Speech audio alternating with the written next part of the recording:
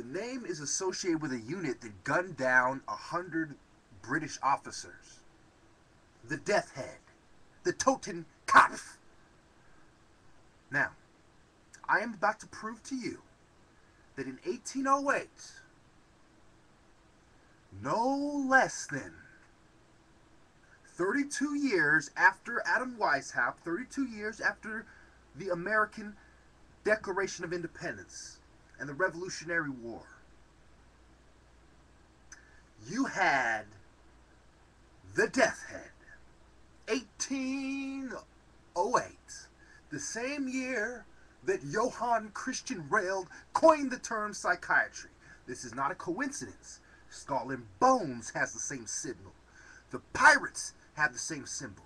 Remember that mafia guy who they caught in a bunker, who was affiliated with the Camoras, compared himself to a pirate who used the same symbol. The Death Head, the Totenkopf, 1808. Now at this point, since I'm a Christian, I will give every psychiatrist the opportunity to resign. I will give you until Christmas has passed to resign. And we go on. The tradition of the badges. Selected units within the Imperial German Army were authorized to wear tradition badges on the Kratschen, worn by Mannschaften, or on the Schermutzi, worn by all ranks. The Lieb Hussaren Totenkopf, the famous Totenkopf, Death Head insignia, famous at that. Symbols, symbolism, emblems, insignias, corporate logos, flags, courtrooms, and so on. I continue. The famous Totenkopf Death Head insignia first appeared in the Prussian Army with Hussaren Regiment NR5 von Rusch during the reign of Frederick the Great. A real piece of work. Hussaren Regiment NR5 were fitted with black collets, a waist-length jacket with tails with rows of ornamental braiding on the chest, and a tall cylindrical shako, which carried a large Totenkopf. In 1808, when the regiment was reformed, just like our healthcare system and our mental institutions and our mental health care system and mental health within the healthcare system was reformed through psychiatry. A new world order was brought around the same time as the reformations in the first stage of the new world order have begun. This is yet another new world order to replace the order these guys put up.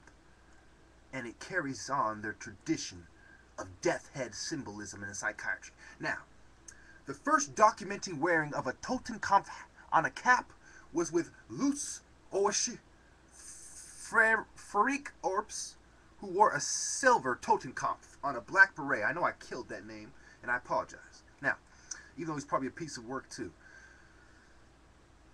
It is not clear when Lieb Hussaren regiments NR1 and NR2 were granted permission to wear the Lieb Hussaren pattern Totenkopf on the cloth headgear, but photographs from the 1860s show it being worn. It may have been authorized as early as 1815. For all ranks, it was worn centered between the upper band piping and the piping along the crown of the black cap. The silver Lieb Hussaren pattern Totenkopf was identical for all ranks, from hussar, which is private, to field marshal and royalty. And what? And who? And royalty? You mean like the royal families who intermarried from Babylon and the Aryan migrations that intermarried as well, the royalty, is that what we're talking about here? Continue. Notice in the pictures we have many different styles of the death head. It's worn in the big hat, as I showed in the beginning. It's worn in the little hats. And there's it zoomed in for you. After 1897, when the Reichskokard was introduced, it was worn centered between the upper and lower kokarden, directly over the band piping, as shown here, being worn by a hussar from one of the two Lieb Hussaren regiments. They mean shown, but it's okay. They are still, one or two mistakes don't matter. Their idea is correct, absolutely correct. The identical silver Totenkopf is worn here by Friedrich Wilhelm Victor August Ernst.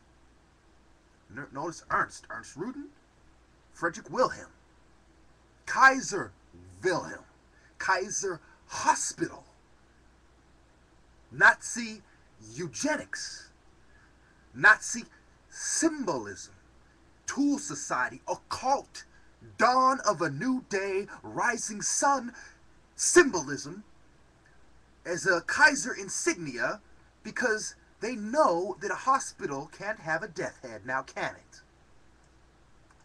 And we go on. September 1883, Totenkopf was authorized by the Braunschweigische Hussaren Regiment NR-17. In 1912, this honor was also authorized for another asshole. So you see how it's historically being passed on as a German honor of the occult. Now, some of you are going to accuse me of working with people who I know either are a part of this or are in awe and respect and emulating this. My answer to you is this. I'm not going to judge a book by its cover, but rather a tree by its fruit. I'm not going to expose the occult in institutions like schools, like corrections facilities, like the government, and I'm not going to go after individuals. I am going after the devil, and I am giving you individuals the same opportunity to repent that I am giving the psychiatrists. Give up your wicked ways, because God is watching, and you don't have to believe me to know that. Take a moment, breathe through your nose and out through your mouth,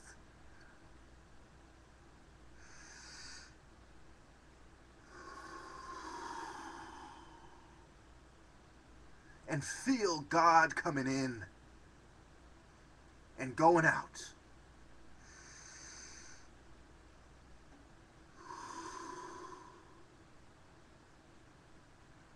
So use your occult trickery, your Masonic magic if you must. But I stand with the Lord, and I am going to do God's will. Not this guy's, who was one of Satan's little helpers. Again, this is not about black and white. This is about the battle since the beginning of time between good and evil, light and dark, rather. And I would venture to say that the battle is also between the Freemasons who understand what I am saying and the scum like him, because I would be a great liar if I did not take the time to note that many Freemasons died fighting scum like this. Thank you very much.